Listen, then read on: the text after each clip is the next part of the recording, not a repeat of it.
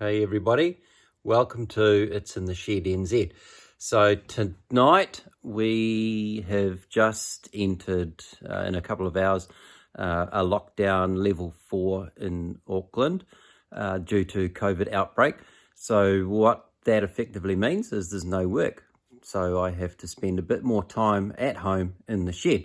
So that might sound a lot of fun, but I still have bills to pay and staff to keep employed, and it's going to be a bit tough. But I just thought what I'd do while I'm here is just to show you a little slice of my bar and my alcohol collection. So it might be a bit strange, but it's one of the little things that I collect, along with caps and model cars, etc., etc. So here we go. I'll just flick around and let's see what we've got. So this is what I generally call my Scotch collection. So there's a few up there, not all from Scotland. As you can see, there's a little bit of Irish flavour kicking in.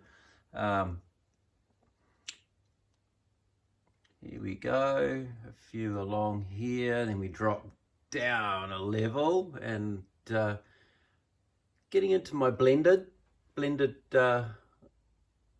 varieties.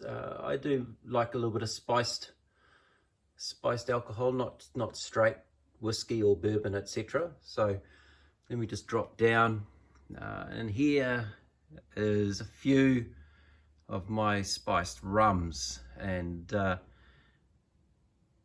there's a few more in the cupboard there, but these two here, the Kohanas, that side and that side, Rochelle and I went to a distillery in Hawaii, and it was actually quite enjoyable. They enjoyed the fact that we were Kiwis, so I think we had a few extra tastes, but it was nice. It was very good. Bought a couple of bottles back and a couple of glasses as part of the tour, so highly recommended. That's in Hawaii, so if you're ever over there, pop in, say hi. Everything at the Kohana distillery is on site, so they grow the sugar cane, they cut it down, they start the processing on the field, so that's why it's a proper agricole rum, which means the process is started in the field after it is actually cut down, so there's a lot less contamination, etc., in the sugar cane and the distillery process. So just a small savouring today. I'll probably show you a little bit more later on. A couple up there that are of note. It's a nice Glenfiddich.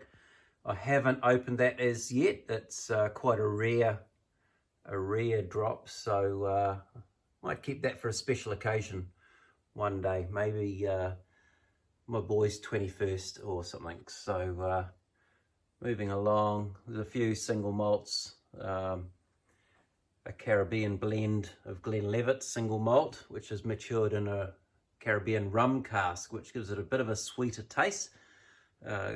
Quite like that. Drop along. There we go, there's a few there. Bit of Crown Royal, which obviously Canadian, but still sits up there. It's a nice bottle. I quite like that. A few over here, Glenmorangie, which is a bit of a classic. So some Jamesons, some Double Black, bit of a Johnny fan. As you can see, there's some interesting bottle designs. This is called the Johnny Walker Swing, and as you can see, it swings, so that's pretty cool. Along here, some nice drops, and then a bit of Glenlivet illicit still at the end, so that's quite nice. A bit of a classic whiskey, single malt Scotch. So that's just a bit of a sampling.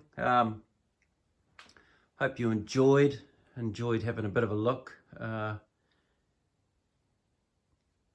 drop down, and maybe tomorrow night we'll open up the whiskey cupboard and see what else is in there. Not necessarily whiskies. There's a few interesting drams in there, but we'll touch base with that a little bit later on.